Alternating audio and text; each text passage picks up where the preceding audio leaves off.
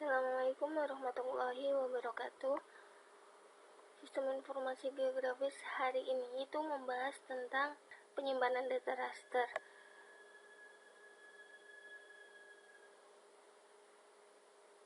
Kita lihat bahwa ini di atas ini tuh contoh penggambaran suatu daerah ya, penggambaran suatu area gitu, daerah yang masih mirip dunia nyata. Kita lihat di sini ada seperti gambar pohon, ataupun di sini tuh area hutan, kemudian ini danau masih ada wujudnya, maksudnya masih mirip dengan wujud aslinya. Kemudian digambarkan dengan dua model data, yaitu raster dan vektor. Kalau raster tuh cirinya ada kotak-kotak seperti ini, grid, berupa grid ya. Yang tadinya seperti ada pohon seperti itu, sekarang hanya berwujud kotak-kotak seperti ini. Kemudian kalau vektor itu cirinya nanti berupa titik, garis, dan juga poligon. Oke, jadi untuk yang pertemuan 3 ini nanti fokusnya ke raster, yaitu berupa grid atau wujudnya itu kotak-kotak seperti itu. Oke, ini contohnya, contoh tampilan penggambaran menggunakan data raster. Jadi di sini ada medianya, grid ya. Terus di sini ada pengkodeannya tuh 222 gitu. Jadi mulai dari sini nih, area yang bertuliskan angka 2 ini berarti menunjukkan danau. Ini keterangannya kalau 2 itu danau. Kemudian area dari sini ke sini itu berarti hutan. Kemudian yang area berangka 5 ini berarti nanti menunjukkan tanah kosong. Bagaimana kalau digambarkan dengan bentuk vektor? Jadi menjadi garis-garis seperti ini. 1 itu berarti danau, 2 hutan, dan 3 ini tanah kosong. Oke, sudah jelas ya beda antara vektor dan juga raster. Nah, untuk rasternya sendiri ada beberapa model penyimpanan. Yang pertama adalah run length encoding, yaitu mengurangi jumlah data pada setiap baris. Caranya, titik-titik dalam setiap satuan pemetaan disimpan per baris dari kiri ke kanan sebagai sel awal dan sel akhir. Kita lihat di sini ada suatu area, suatu daerah di sini. Kita mau simpan menggunakan run length encoding. Caranya adalah kita temukan dulu baris pertama yang mana yang ada daerahnya, yaitu berarti baris ke-9. Kita tulis ini baris ke-9. Kemudian kita tentukan titik awal dan titik akhir ya. Titik awalnya itu berarti ini, berarti 2 untuk garis ini ya, untuk daerah ini itu titik awalnya 2, titik akhirnya 3. Berarti kita tulis titik awalnya 2, titik akhirnya 3. Terus di baris ke-9 ini ternyata masih ada daerah lagi, yaitu ini ya, titik ke-6. Kita tulisnya 6,6. Terus ternyata di baris itu atau baris ke-9 tuh masih ada daerah lagi, yaitu titik 8 sampai titik 10. Kita tulis 8,10. Oke, sudah paham untuk konsep run length encoding? Kita lanjutkan dulu lah ya. Untuk baris ke-10 berarti dia itu ada di titik pertama itu 1, titik akhirnya itu adalah 10. Berarti baris 10 1,10. Kemudian baris ke-9 itu mulai dari 1, titik akhirnya itu 9, berarti 1,9. Begitu seterusnya sampai area terakhir ini ada atau ditemukan di baris ke-16. Berarti baris 16 itu titik awalnya di 9, titik terakhirnya tuh 11. Berarti kita tulis 9,11. Itu cara menggunakan run length encoding.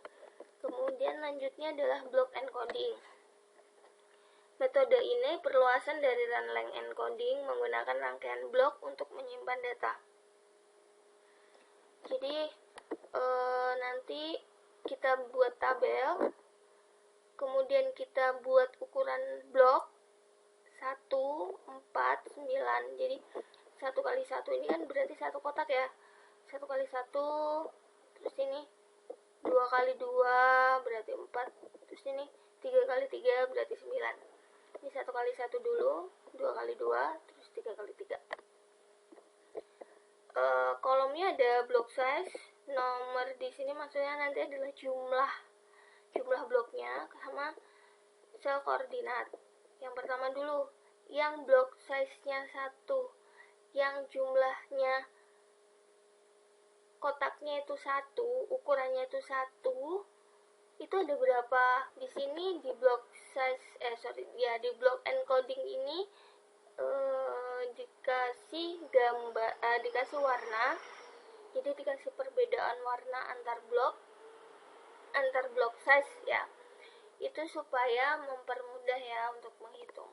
Kita lihat nih yang warna hijau. Warna hijau itu menunjukkan ukuran block size-nya itu 1. Kita lihat jumlahnya ada berapa? 1, 2, 3, 4, 5, 6, 7. Jadi kita tulis 7 di sini. Yang ukuran block size-nya 4 atau 2 kali 2 ada berapa? 2 ya, ini. Diwakili dengan warna krem nih. Ada 2. Berarti tulis 1, 2. Tulis di sini 2. Terus yang ukuran block size-nya 3 kali 3 nih. 3 kali 3 atau 9 ya ditulisnya. Itu ada berapa? 1 diwakili dengan warna merah. Oke, kalau sudah, kita hitung sel koordinatnya. Mulai ini dari yang sini ya, di baris pertama yaitu baris 2. Berarti kita lihat kotak yang pertama ini ada di koordinat berapa? 4,2. Tulis 4,2. Terus setelah itu kita lanjutkan di baris 2 itu masih ada lagi nggak bloknya? Oh, ada nih yang di sini. Berarti 8,2.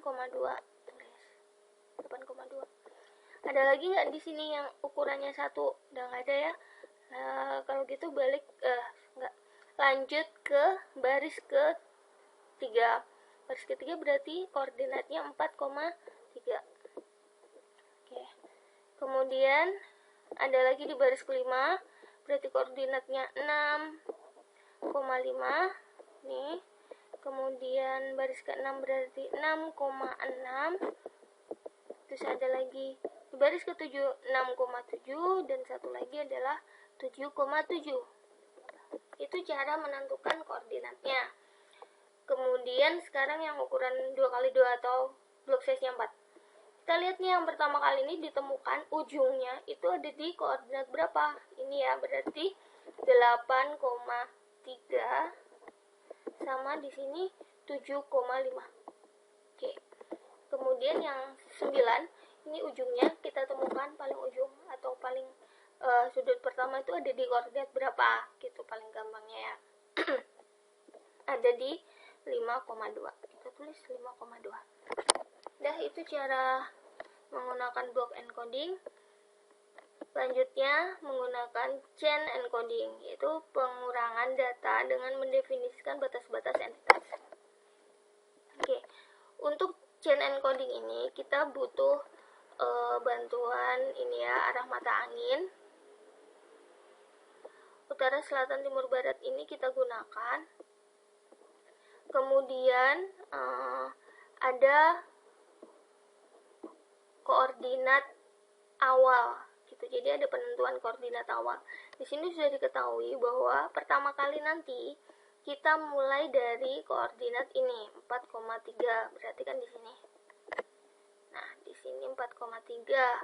Kemudian kita telusuri nih semua area yang ada ini menggunakan bantuan arah angin tadi. Oke, kita coba dulu. Kita mau menelusuri area ini ya.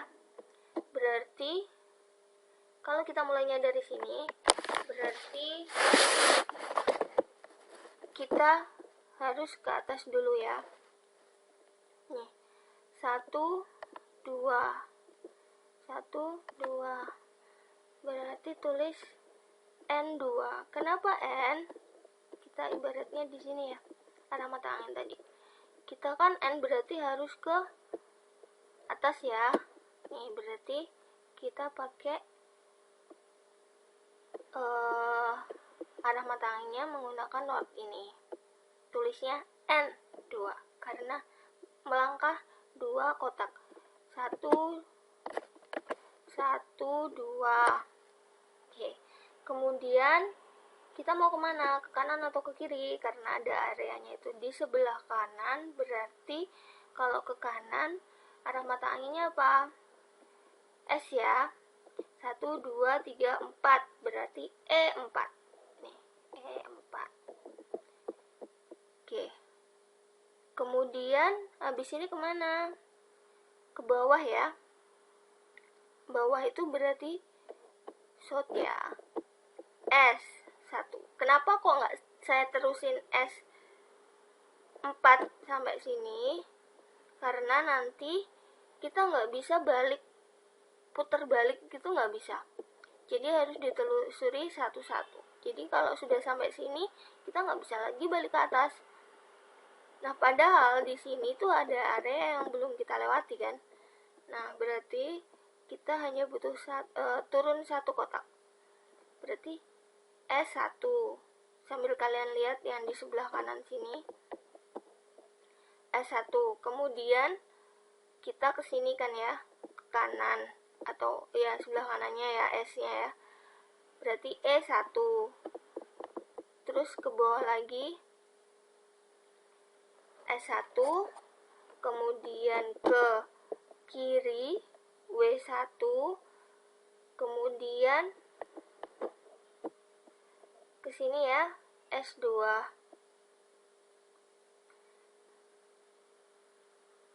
W1,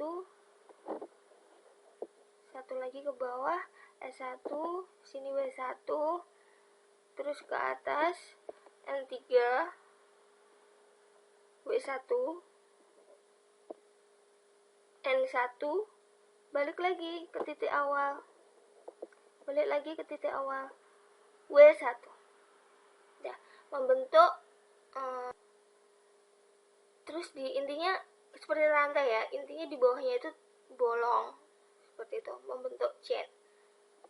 Terus cara menelusurinya seperti tadi, menggunakan bantuan arah mata angin tadi. Terus kuncinya kalau di chain encoding itu nanti akan ditentukan titik pertama kali kita mau melangkah tuh di titik keberapa atau di koordinat berapa.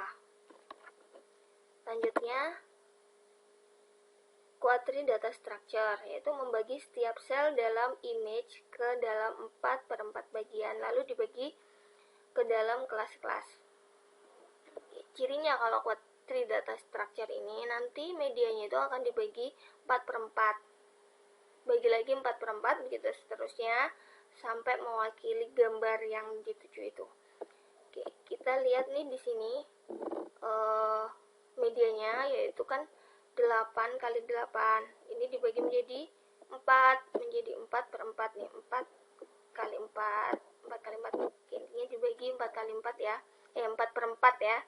Nih, garis yang di tengah-tengah ini itu menunjukkan pembagian ini 4/4. Kemudian kita buat pengkodean dulu. Kalau titik lingkaran kecil nih ya, hitam itu menunjukkan not, kotak putih menunjukkan out, kotak yang ada warnanya menunjukkan in. Out tuh berarti sudah selesai, nggak bisa dibagi-bagi lagi, intinya nggak ada area di situ, berarti out. Kalau in ini menunjukkan areanya atau ada warnanya gitu. Oke, kita lihat di sini tadi ya, media ini dibagi menjadi 4 bagian. Kita kasih penomoran mulai dari 0. Di sini penomorannya mulai 0. Kalau kalian mau mulai 1 ya silahkan. Tapi nanti harus konsisten. Kalau mulai dari 1 ya semua 0 semua. Kita di sini kita kasih, karena tadi udah dibagi menjadi 4, saya kasih penomoran mulai dari 0. Di sini ada 0, 1, 2, dan di sini 3. Tapi 3-nya itu masih kita simpan aja di pikiran dulu. Intinya di area ini nanti adalah penomorannya 3. Oke, 0, 1, 2 itu sudah nggak ada warna lagi di situ, berarti tidak butuh lagi dibagi-bagi ya areanya. Berarti saya tulis 0, 1, 2 dengan warna putih. Kenapa? Karena emang nggak ada daerah di kuadran 0, 1, 2 itu udah nggak ada daerah yang diwarnai kan. Berarti saya tulis 0, 1, 2.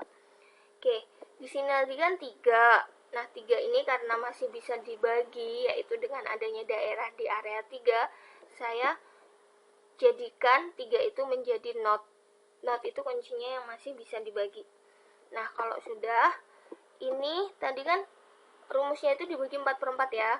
Ini ukurannya kan 4/4. Saya bagi 4, berarti menjadi 2/2.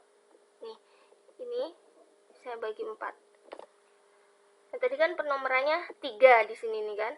Area ini kan penomorannya 3. Terus hasil bagi yang kedua ini saya mulai lagi nih. Mulai dari 0, 1, 2, 3. 0, 1, 2, 3. Nah, ini jadi 30. Ini di awang-awang dulu. Kalau ini tadi penomorannya adalah 1 ya.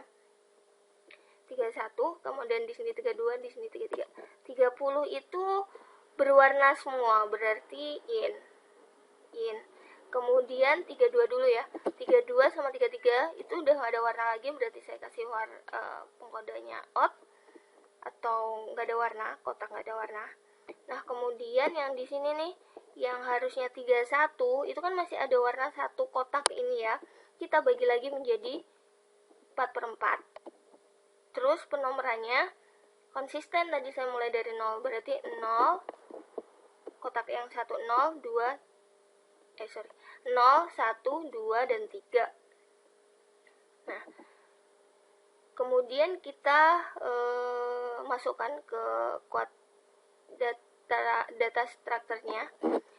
310 itu putih ya, out ya, udah nggak ada area atau udah nggak ada warna lagi, berarti kita tulis 310. Terus 311, 312 itu ada warna biru di sini, berarti kita tulisnya in atau kita gambarkannya kotak warna biru. Terus di sini 313. Itu cara penyimpanan data raster menggunakan quadric data structure. Jadi intinya gridnya itu ya dibagi ukurannya menjadi 4/4, kemudian kita harus membuat data structure-nya. Kemudian sekarang beralih ke penyimpanan data vektor. Kalau vektor itu nanti berupa titik, garis, dan juga poligon, bukan lagi kotak-kotak seperti raster tadi. Oke, untuk data vektor mungkin akan dibahas di materi berikutnya. Jadi materi hari ini cukup penyimpanan data raster. Untuk tugasnya kalian diminta untuk menghitung run length encoding, kemudian block encoding. Di sini ada block size, number, sama sel koordinat seperti yang dicontoh tadi, kalian buat tabelnya. Kemudian chain encoding. Kemudian yang terakhir ada quadric data structure. Modelnya seperti ini. Dibagi 4/4, ini sudah ada pewarnaan, jadi kalian gampang. Ini ada warna hijau, kemudian dibagi lagi menjadi warna kuning, kemudian dibagi lagi menjadi warna hitam. Gitu.